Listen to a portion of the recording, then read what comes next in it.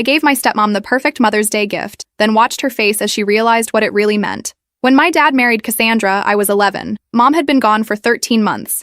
Melanoma that spread faster than anyone expected. One day she was complaining about a headache, and 82 days later I was standing at her grave in a black dress that still had the tags on. Dad waited exactly 1 year before bringing Cassandra home. She worked at his investment firm, client relations, perfect teeth, blonde hair that never moved, the kind of woman who wore heels to other people's barbecues. She makes me happy again, Dad explained, his voice gentle but firm. I need you to try, Emily. So I tried. I helped Cassandra move in, carrying boxes of designer shoes to the closet where Mom's gardening clothes used to hang. I nodded politely when she rearranged our furniture, replacing family photos with abstract art that opened up the space. I even smiled when she transformed Mom's vegetable garden into a meditation patio, because growing our own food is so provincial. For 3 years, I performed the role of grateful stepdaughter. I attended her corporate events, wearing the dresses she bought me. I tolerated her friends who cooed about how mature I was for 14. I kept my grief hidden behind perfect grades and false smiles. Dad didn't notice when I stopped laughing.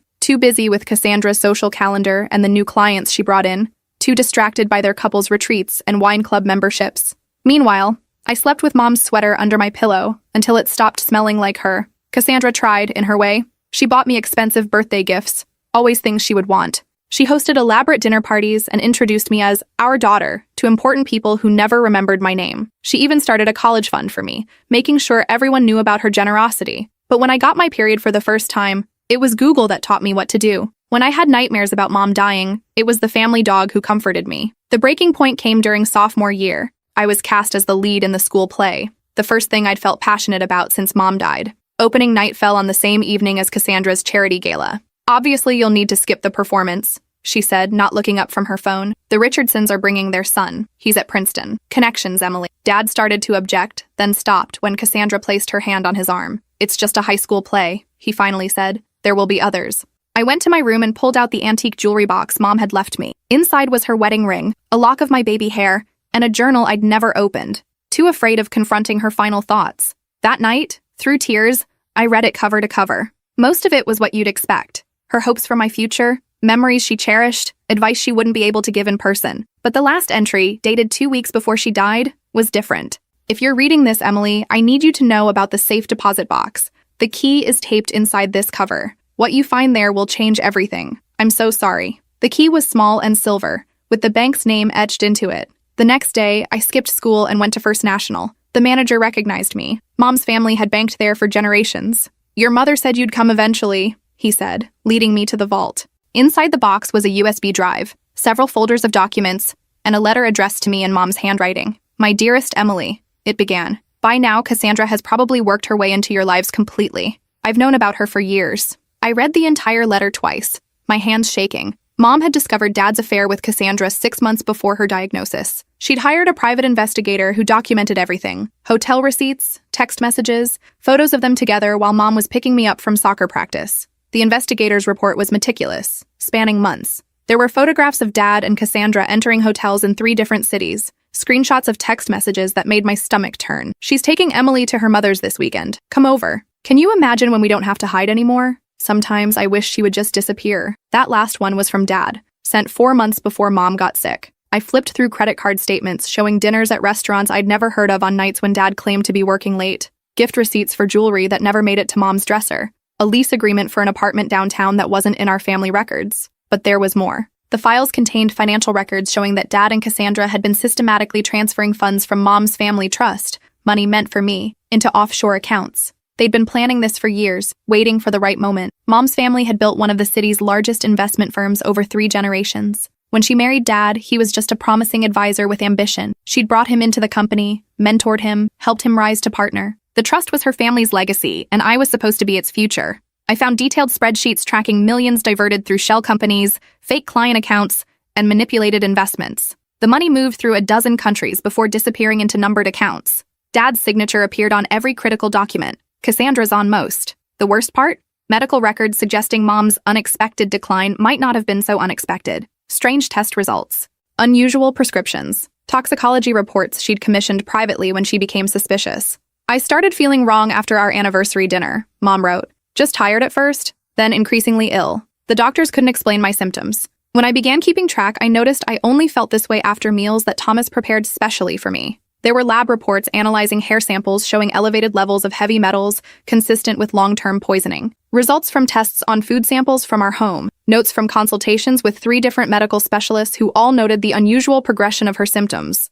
I can't prove anything, Mom wrote, and by the time you read this, it won't matter for me. But I couldn't leave you unprotected. The final page of her letter detailed her counterplan. A second, secret trust she'd established in my name. The house and business I thought Dad controlled. Technically mine when I turned 18. Mom had changed her will 2 weeks before she died. Working with lawyers Dad didn't know existed. I've made sure that what's rightfully yours remains yours, she wrote. The trustees will contact you on your 18th birthday automatically, but if you find this letter sooner, you can reach them using the information in the enclosed envelope. They're ready whenever you are. I sat in the bank's private room for hours, absorbing everything. When I finally emerged, I was different. The grief and confusion that had defined me for 3 years had crystallized into something harder, something focused. I didn't confront Dad immediately. I didn't run away or call the police. I did something more frightening. I became the perfect daughter. For the next 2 years, I performed flawlessly. I excelled in school, joined the clubs Cassandra suggested, attended every mind-numbing corporate function. I wore the right clothes, said the right things,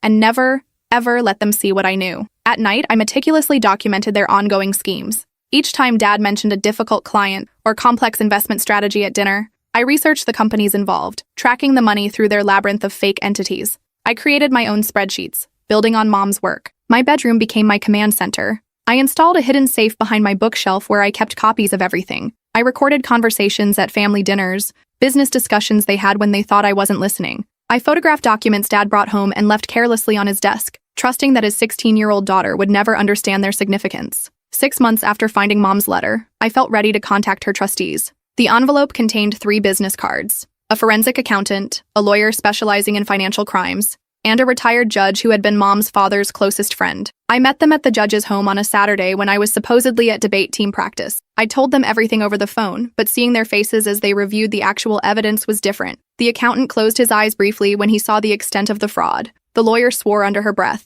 The judge looked at me with a mix of sadness and cold anger. "Your mother was one of the finest people I've ever known," he said. "What do you want to do, Emily?" I had spent months considering my options. I could have exposed everything immediately, sending Dad and Cassandra to prison. I could have run away, waiting until I turned 18 to claim my inheritance. I could have confronted them, forcing a painful reckoning. Instead, I chose the path Mom had started: methodical, precise justice. "I want to learn everything," I told them, "about the business, about finance and law, and how to run a company. I want to be ready when I take it all back." The judge nodded, unsurprised. "Your mother said you'd say that. She left instructions for us if you chose this path." For the next 18 months, I lived a double life. At home and school, I was the perfect, accomplished daughter that Cassandra could brag about at parties. But 3 evenings a week, I slipped away to study groups and volunteer work that were actually intensive training sessions with my secret team. The forensic accountant taught me how to read financial statements, detect fraud, and understand the complex web of transactions that kept the family business running. The lawyer educated me on corporate law, contracts, and the specific legal frameworks that would eventually allow me to seize control. The judge introduced me to his contacts in banking, investment, and regulatory bodies, people who had respected Mom and were disgusted by what had happened to her company. Meanwhile, I worked with Mom's lawyers, preparing everything: the trust, the evidence, the plan. I graduated high school at 16, a year early. Dad and Cassandra were thrilled, their prodigy heading to Yale early with a full scholarship. What they didn't know was that I'd also been taking business and finance courses online, learning everything about Dad's company, about the accounts they thought were hidden. "We're so proud of you," Dad said at my small graduation party. "Just family and a few of their close friends. No one from my school. No one who really knew me. You've exceeded all our expectations," Cassandra added, her arm around my shoulder for the photographer they'd hired. "Yale early admission. The board is already excited about your future with the firm." I smiled and thanked them, knowing that in less than 2 years, I would own that board. The summer before college, Cassandra announced she wanted to adopt me legally. "You're my daughter in every way that matters," she said, touching my cheek during a lunch at her favorite overpriced restaurant. "Let's make it official before you go to college." I studied her face, looking for any sign of genuine emotion. There was a certain tension around her eyes, a calculation in the way she glanced at Dad before returning her gaze to me. This wasn't about love. It was about securing her position. An adopted daughter would strengthen her claim to the family business should anything happen to Dad. I smiled and hugged her, whispering that nothing would make me happier. "We should celebrate," Dad said, already signaling for the check. "Maybe a weekend in the Hamptons? We could invite the Prestons. Their son is at Harvard Law." That sounds perfect, I replied, thinking of the file I'd compiled on the Preston's failing software company and the mysterious infusion of cash it had received from one of Dad's shell corporations last year. That night, I called an emergency meeting with my trustees. We gathered in the judge's book-lined study after I told Dad and Cassandra I was spending the night with a friend to celebrate graduation. They want me to sign adoption papers, I explained. I need to know if that affects our plan. The lawyer spread documents across the mahogany table. Actually, this could work in our favor. The adoption process requires financial disclosures. We'll get an updated picture of their assets. And it changes nothing about your mother's trust. That's ironclad. How close are we? I asked. The accountant adjusted his glasses. We've documented 67% of the missing funds, traced them through 4 countries to accounts we can identify. It's more than enough for criminal charges. And the evidence about your mother's illness? The judge asked gently. This was the hardest part for me. The possibility that Dad had not just betrayed Mom, but actively poisoned her. The medical experts we'd consulted couldn't definitively prove murder, but the pattern was suspicious enough for an investigation. We keep that separate for now, I decided. One battle at a time. As I prepared to leave, the judge handed me a small wrapped package. Your mother left this with specific instructions to be given to you when you were ready to move forward. Inside was a vintage Montblanc pen that had belonged to my grandfather. She used this to sign her first major acquisition, the judge explained. Said she wanted you to have it when you were ready to take back what's yours. I carried that pen with me everywhere after that night. A talisman, a promise. 2 weeks later, Mother's Day arrived. Cassandra had always made a big production of it. Expensive brunches, professional photographers to document her mother-daughter bond for social media. This year, she'd planned a garden party for 30 of their closest friends. The adoption announcement would be the centerpiece. I spent the week before carefully preparing my gift, working late into the night in my room, compiling documents, organizing evidence, crafting the perfect presentation. The irony wasn't lost on me. This was the most thoughtful gift I'd ever created for her. The morning of the party dawned sunny and mild, perfect weather for Cassandra's carefully orchestrated event. The caterers arrived at 7, followed by florists, event planners, and a small army of staff transforming our backyard into an elegant venue that looked nothing like the wild garden Mom had loved. I found Cassandra in her dressing room, surrounded by rejected outfit options. What do you think? She asked, holding up 2 nearly identical cream-colored dresses. The Dior or the Chanel? The Chanel, I said, noticing how she immediately set aside the Dior I'd selected. I have something special for you, I told her, handing her an elegantly wrapped box with a silver bow. Oh, you didn't have to, she said, her surprise seeming almost genuine. We both knew I'd never given her a Mother's Day gift before. I wanted to, for today's announcement. She set the box aside. I'll open it later during the party. More special that way. I'd rather you open it now, I insisted. It's personal. Something in my tone made her pause. She studied my face, then reached for the box. Inside was a custom-bound book. On the cover, embossed in gold, A Daughter's Gratitude. Oh, Emily, she breathed, clearly expecting a collection of sentimental photos and tributes. Her hands trembled slightly as she opened it. The first page showed a picture of Mom, smiling from before she got sick. What is this? She asked, her voice tight. Keep going, I said gently. It gets better. Page by page, the book told the story Mom had left me. Hotel receipts, bank statements, medical reports, each carefully annotated in my neat handwriting. I watched her face transform as she turned each page, confusion giving way to shock, then anger, then fear. By the time she reached the section on the diverted trust funds, her makeup had started to run from the sweat beading on her forehead. This is absurd, she whispered, but kept turning pages, unable to stop. In the final section, details of the restructured trust, the legal proceedings already in motion, and the meeting scheduled tomorrow with the FBI's Financial Crimes Division. Those offshore accounts you and Dad set up? I said conversationally, perching on the edge of her vanity. They're not as untraceable as you thought. Did you know that 17 countries have signed new banking transparency agreements in the last 5 years? Or that electronic fund transfers leave timestamps that can be matched to your cell phone's location data? Her face drained of color. Your father and I will be very interested in the terms I'm offering, I finished, still smiling as the doorbell rang, announcing the first guests. Much better than prison, she stood, knocking over her mimosa. You ungrateful little... Careful, I whispered. Your guests are watching, and I'm still deciding whether to show them what's in Chapter 3. She glanced down at the book, still open to a page showing her text messages to Dad from the week Mom was hospitalized. Messages complaining about hospital visiting hours interfering with their dinner reservations. What do you want? She hissed, straightening her dress with shaking hands. You're going to go downstairs and host your party. You're going to smile and laugh and be the perfect hostess.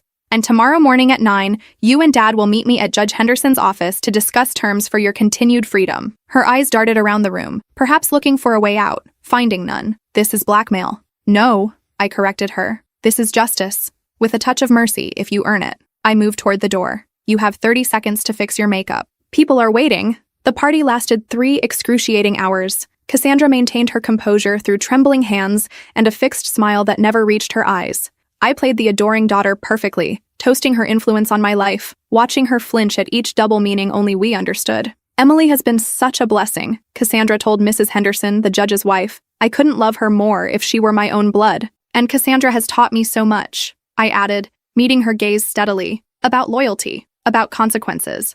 Mrs. Henderson looked between us, sensing the undercurrent but unable to place it. Well, you're obviously wonderful for each other. Dad texted that he was running late from his golf game, just as well. His gift was waiting in his office. An identical book, with additional documents specific to his role in the fraud. The guests gradually departed as the afternoon waned, complimenting Cassandra on the lovely event and congratulating me on Yale. I stood beside her at the door, accepting hugs from women who smelled of expensive perfume and insecurity, shaking hands with men who'd known my grandfather but couldn't quite remember my name. Is everything all right with Cass? One of Dad's partners asked me quietly. She seems tense. Oh, she's just emotional about the adoption, I explained. Today means so much to her. After the last guest left, Cassandra disappeared upstairs. I found her 20 minutes later, frantically packing a suitcase. Going somewhere? I asked from the doorway. She whirled around, a handful of jewelry clutched in her fist. You can't prove any of this. It's circumstantial. The FBI doesn't think so. Neither does the SEC. But feel free to run. They're expecting that. There's an agent parked at the end of our street. Has been for 3 days. This was a bluff. The authorities weren't involved yet. That was part of the leverage in my negotiation strategy. But Cassandra didn't know that. She sank onto the bed, her half-packed suitcase open beside her. What happens now? Now we wait for Dad. Then we talk terms. Dad arrived an hour later, calling Cassandra's name as he entered. I met him in the foyer, his gift in my hands. Where's Cass? How was the party? He asked, loosening his tie. She's upstairs. And I think you should open this first. I watched the same sequence of emotions cross his face as he paged through the evidence. Unlike Cassandra, he went completely silent, his lawyer's training kicking in even in shock. When he finally looked up, his expression was unreadable. Where did you get all this? Mom left it for me, along with instructions. Something like pain flickered across his features, quickly suppressed. Emily, whatever you think you know, is documented in triplicate and stored in multiple secure locations, I finished for him, including evidence about Mom's health decline that suggests more than just financial crimes. His face went ashen at that. You can't possibly believe that you poisoned her? I don't know. The evidence is inconclusive, but strong enough for an investigation if I choose to pursue it. He closed the book carefully as if it might explode. What do you want? The same thing I told your wife. 9 a.m. tomorrow. Judge Henderson's office. We'll discuss how you can avoid prison. That evening, after the guests left, I found Cassandra sitting alone in the dark of Mom's former garden, surrounded by the sterile white furniture she'd chosen to replace the wildflowers. Why now? She asked, not looking at me. Why wait all this time? I sat beside her, smoothing my dress. Mom taught me patience, and I needed to understand everything first. What do you want? I'd rehearsed this moment for 2 years, imagining satisfaction, maybe even joy.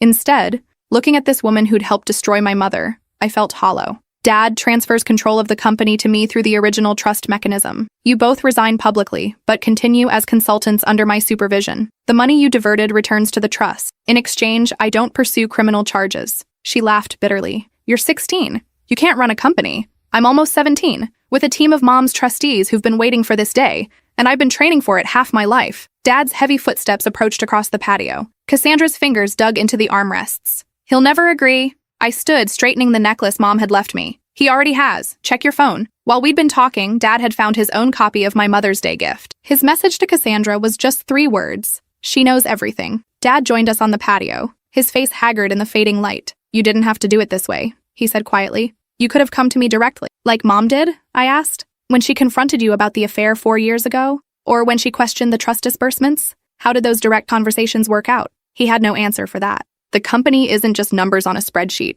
he tried instead. It's relationships, client trust. If you force us out, the damage could be already mitigated, I interrupted. Mom's original team is ready to step in. Most of them never trusted you anyway. They stayed out of loyalty to her memory. Cassandra glared at him. You said they were all loyal to you, that you'd secured their support. He lied, I told her. Like he lied about the prenup you signed. The one with the infidelity clause that leaves you with nothing if you divorce. Her head snapped toward him. What prenup? The one I have a copy of, I said, along with evidence of your continued affair with Ryan Donahue from legal. Did you really think those hotel charges wouldn't show up in the expense audits? The color drained from her face. Dad looked confused, then furious as understanding dawned. You told me that was over, he growled. It is, she insisted, but her eyes darted away from his. Emily is manipulating you. Actually, that's your specialty, I said, standing. I prefer direct approaches. 9 o'clock tomorrow. Don't be late and don't try to leave town. I have people watching the house. I left them on the patio, their angry whispers following me inside. In my room, I called Judge Henderson to confirm our meeting, then emailed the full dossier to my trustees with instructions to release it to authorities if I didn't check in by noon the next day. Sleep didn't come easily that night. I lay awake listening to their muffled arguments down the hall, the occasional sound of something breaking, a door slamming. Around 3 in the morning, I heard a car start and drive away. By dawn, the house was silent. I dressed carefully for the meeting. A conservative suit Mom had bought me for my first academic competition. Her pearl earrings, minimal makeup, professional, serious, older than my years. When I came downstairs, I found Dad alone at the kitchen island, staring into a coffee cup, still wearing yesterday's clothes. Where's Cassandra? I asked, though I already suspected. Gone, he said flatly. Took her jewelry and her car, left her phone so she couldn't be tracked. I'd anticipated this contingency. That complicates things, but doesn't change them. She's not the primary stakeholder anyway. He looked up, his eyes red-rimmed and hollow. You look like her, he said unexpectedly. Your mother, when she was fighting for something. The comparison both warmed and pained me. We should go. The judge doesn't like tardiness. The meeting was brief but comprehensive. Dad, stripped of his usual confidence, signed every document placed before him: power of attorney, transfer of voting rights, resignation letter. Judge Henderson guided him through each step, his voice neutral, but his eyes cold. You understand that these terms are conditional on your cooperation with the financial recovery team? Any attempt to conceal assets or obstruct the process will trigger the criminal complaints we've prepared. Dad nodded mechanically. And the company announcement will follow the script provided, citing family succession planning and a desire to honor Catherine's legacy as reasons for the transition. Another nod. Sign here and here. Initial these pages. When it was done, Judge Henderson slid a final document across the table. This stipulates that you will not contact Emily directly, except through approved channels until she turns 18. All communication goes through my office or the trustees. Dad's head snapped up. What? That's my daughter. You can't. Sign it, I said quietly, or I release the medical evidence. His hand shook as he signed the paper. When he set down the pen, Mom's Mont Blanc that I'd brought specifically for this purpose, his shoulders slumped with a finality that made him look suddenly old. Can I at least explain? He asked, his voice barely audible. I've read all your explanations, I replied. In your emails to Cassandra, in the memos justifying the transfers, in the statement you prepared for the board last year, evaluating me as a potential future figurehead with limited actual authority. I think I understand perfectly. Judge Henderson ended the meeting, informing Dad that a car was waiting to take him to a hotel. He would be permitted to return to the house next week to collect personal belongings under supervision. As Dad stood to leave, he paused beside my chair. Your mother would be proud, he said, and I couldn't tell if he meant it as a compliment or an accusation. I know, I answered simply. 2 months later, I sat at the head of the conference table in what had been Dad's office. The company transition had been announced as a family succession plan, celebrated with press releases about the youngest female CEO in the industry. Dad remained as a figurehead, controlled by ironclad contracts that monitored his every financial move. He'd kept the house, his social standing, and avoided prison. In return, I received what was rightfully mine, plus his complete submission to quarterly reviews where I examined every aspect of his professional life. The trustees formed my executive team, guiding me through the countless decisions required to stabilize the company after years of Dad's manipulation. I deferred Yale for a year, focusing instead on practical business education at the firm. Cassandra resurfaced in Miami 3 weeks after she fled. The FBI picked her up trying to access one of the offshore accounts we'd flagged. She spent 2 nights in jail before Dad's lawyers negotiated her release in exchange for her full cooperation. She returned to Connecticut under strict monitoring, living in a company-owned condo and working as a client liaison with severely limited authority. The prenup I'd mentioned proved prophetic. Dad filed for divorce citing abandonment and infidelity, leaving her with only what the separation agreement we'd crafted allowed. She fought it initially, threatening to expose the company's fraud, until my lawyers reminded her that she'd be the first target of any investigation. It wasn't justice for Mom. Nothing could be. But it was the beginning of something she'd wanted for me. Control of my own future, protection of the legacy she'd built, accountability for those who had betrayed her. The search for definitive proof about Mom's illness continued quietly. I hired specialists to re-examine tissue samples the hospital had preserved, ordered new tests on items from her vanity that I'd kept untouched, interviewed medical staff who had treated her. The results remained frustratingly inconclusive. Suspicious patterns, but no smoking gun. Dad maintained his innocence on that front, even in private meetings with his attorneys where he admitted to everything else. The cancer was real, he insisted. I never touched her medication, never altered her food. I wanted her gone, yes. I'm guilty of wishing her dead, but not of making it happen. I didn't know whether to believe him. Part of me needed him to be guilty of everything.